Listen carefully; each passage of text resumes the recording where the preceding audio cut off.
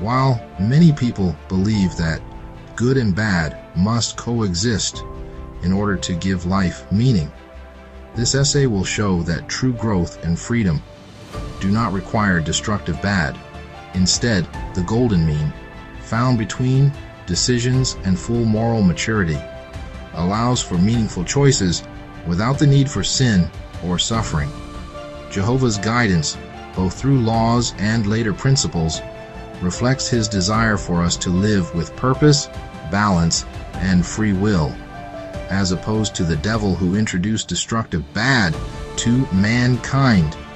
The golden mean in decision-making, a balanced approach to choices when referring to principles, and reflects Jehovah's wisdom for purposeful living. Some argue suffering makes good meaningful, but this overlooks Jehovah's design for growth through wise, balanced choices that don't lead to pain and death.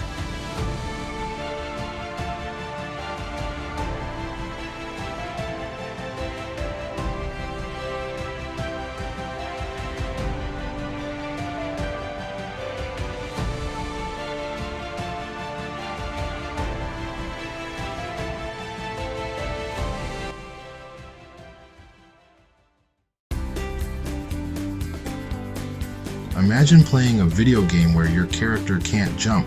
This feels restrictive and not quite like real life.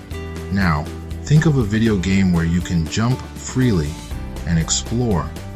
Even with that freedom, you wouldn't choose to do something extreme, like jumping off a cliff, at least in real life, because you know the consequences. This analogy shows us that while we have a range of choices, the wisdom lies in avoiding extremes and finding balance. From a biblical perspective, Jehovah originally created Adam and Eve to live perfectly and set the stage for humankind.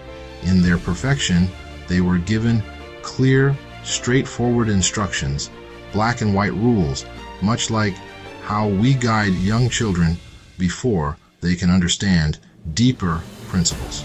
Even though Adam and Eve were perfect, they had to start with these foundational rules. When they chose to disobey, it changed the course of humanity. And from that point on, Jehovah continued to guide their descendants, the Israelites, with similar black and white laws.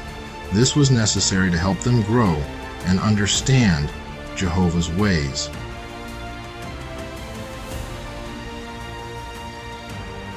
With the coming of Jesus, there was a shift from these strict black and white laws to guiding principles. While some clear laws remained, much of the guidance now comes through principles that allow for personal conscience and deeper understanding, similar to how parents guide teenagers with more nuanced advice. For example, Jesus taught to love your neighbor as yourself, Matthew 22:39, a principle guiding our conscience. In essence, both Adam and Eve and the Israelites started with foundational rules and eventually moved toward understanding principles. This journey shows us the importance of growth, understanding, and ultimately finding that golden mean in life. This journey from laws to principles shows that good and bad absolutely still exist, but we have to understand them in two distinct ways. First, there are absolute boundaries that we just don't cross. Just like we know not to jump off a cliff because gravity guarantees we'll die, there are actions Jehovah clearly commands us not to do. These are black and white laws, non-negotiables. They exist not to restrict us, but to protect us. Just like a parent tells a toddler, "Don't touch the stove, it's hot," Jehovah gave Adam and Eve clear instructions in Eden. That wasn't about limiting their freedom, it was about preserving their life.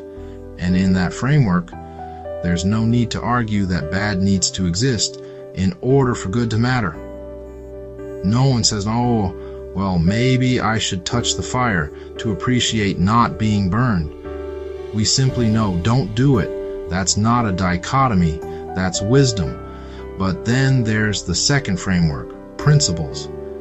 And this is where choice becomes meaningful.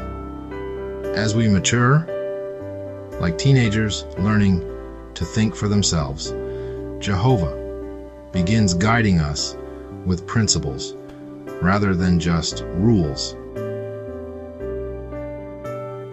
These aren't about life or death consequences, but about discernment, integrity, and growth. In this world of principles, there is a spectrum of good decisions. Maybe one is ideal, another is still fine, and another is good enough. This is where we find the golden mean, the space between extremes where wisdom guides us. And here, yes, people may still refer to something as bad in a relative sense, but that doesn't mean evil or sin. It simply means less ideal. We'll still be free to choose, to weigh, and to think. That's what Jehovah wants to see.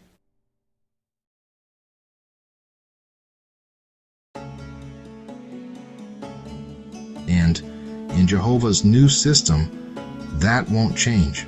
Some people suggest that we'll need bad to appreciate good, but that's a misunderstanding. The kind of bad that brings pain, sin, suffering, and death will be gone forever. But free will, the ability to choose between better and best, that remains. In fact, even challenges will still exist, but they'll be good problems, not harmful ones. Just like today, someone might have the problem of figuring out how to finish a project they're passionate about or how to build something beautiful. Those are healthy, growth-oriented problems, the kind we'll still have. What we won't have are the bad problems, sickness, injustice, hunger, or fear. Those will be gone. But the range of thought, creativity, and choice will stay, because Jehovah values our ability to reason and act freely. He doesn't want robots. He wants thinking, loving individuals who reflect his image. So, yes, in Jehovah's new system, freedom will still exist, choices will still exist, even problems will exist, but not the kind that destroy. Instead, we'll thrive in a world free from harmful extremes, as long as we continue to make the right choices. The option to choose the cliff, so to speak, will still exist, but with full understanding of the consequences and with the ability to perfectly bridle our thoughts. It will be easy to choose wisely. Our minds and hearts will remain active, engaged in meaningful decisions and fulfilling work. And the golden mean will continue to guide us, not as a narrow path driven by fear, but as a wide and enriching life of balance, purpose, and joy, just as Jehovah intended.